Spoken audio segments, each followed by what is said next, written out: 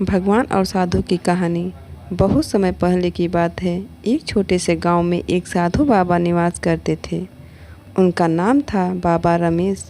बाबा रमेश एक परम ज्ञानी और तपस्वी व्यक्ति थे। वे हमेशा गहरे ध्यान में रहते थे और भगवान के प्रति भक्ति में पूर्ण रूप से लीन रहते थे।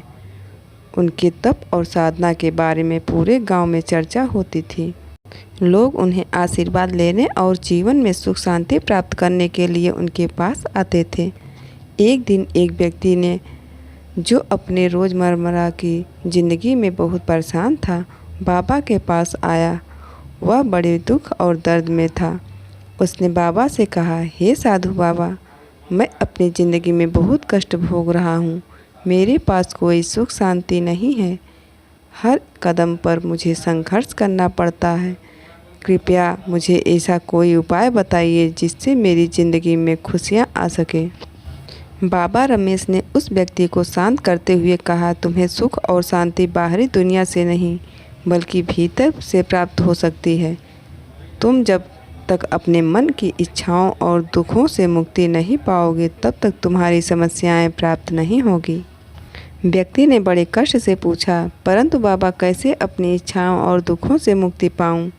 मैं तो बहुत प्रयास करता हूं, लेकिन हर बार असफल हो जाता हूं। बाबा रमेश मुस्कुराते हुए बोले, तुम्हारा मन चंचल है। तुम्हें अपने मन को नियंत्रित करना होगा। यह सब केवल ध्यान और साधना से संभव है। भगवान की शरण में जाओ, वे तुम्हारी सहायता करेंगे। साधु बाबा की बातों को सुनकर वह व्यक्ति कुछ समय के लिए चुप हो गया और फिर उसने पूछा, क्या भगवान सच में हमारी मदद करते हैं? क्या भगवान हमारी परेशानियों को समझते हैं? बाबा रमेश ने उसकी आंखों में देखा और फिर भगवान के बारे में एक कथा सुनानी शुरू की।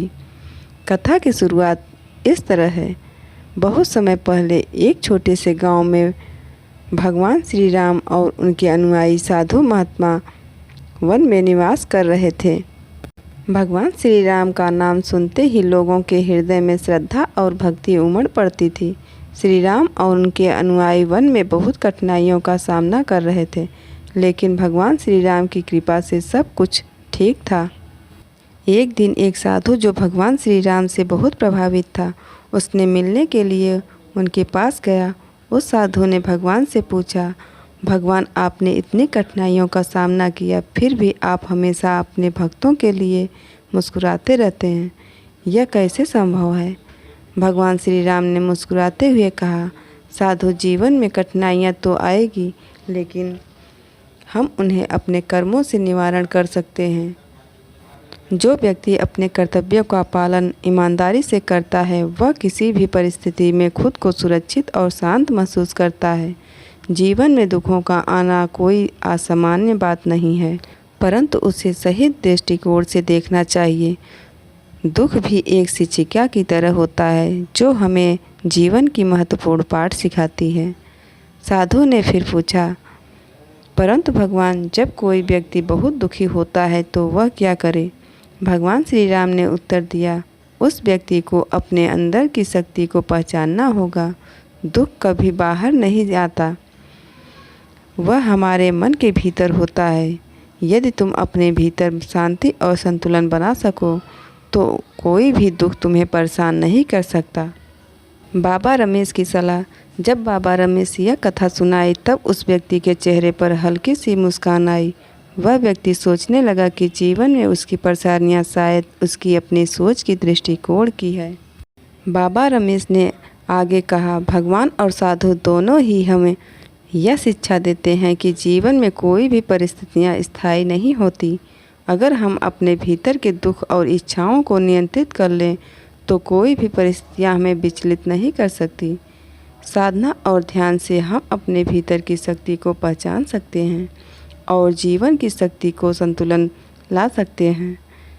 व्यक्ति ने अपनी आंखें बंद की और कुछ देर के लिए गहरी सोच में डूब गया। फिर उसने बाबा रमेश से कहा, मैं अब समझ गया हूँ कि मेरे दुखों का समाधान बाहरी दुनिया में नहीं बल्कि मेरे भीतर है।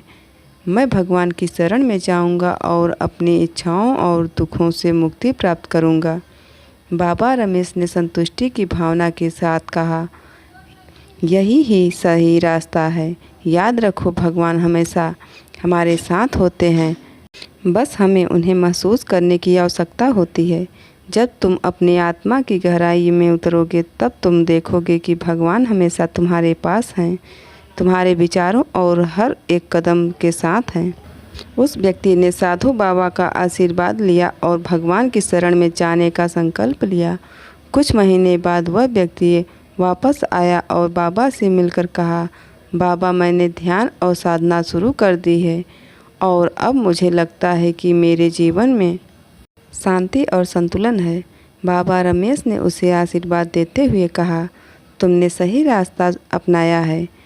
भगवान के साथ अपने भीतर शांति पाओ और तुम्हारे जीवन में हर दुख दूर हो जाएंगे। यह कहानी हमें यह सिखाती है कि भगवान और साधु हमें हमेशा मार्गदर्शन और सहायता देने के लिए उपस्थित होते हैं, लेकिन हमें पहले अपने भीतर की शक्ति को पहचानना चाहिए। भगवान हमारी परेशानियों का हल बाहर नहीं बल्कि हमारे भीतर ही देते हैं। जब हम अपने मन को नियंत्रित करते हैं और अपनी इच्छाओं से मुक्ति पाते हैं, तब जीवन में शांति और सुख प्राप्त करना संभव हो जाता है।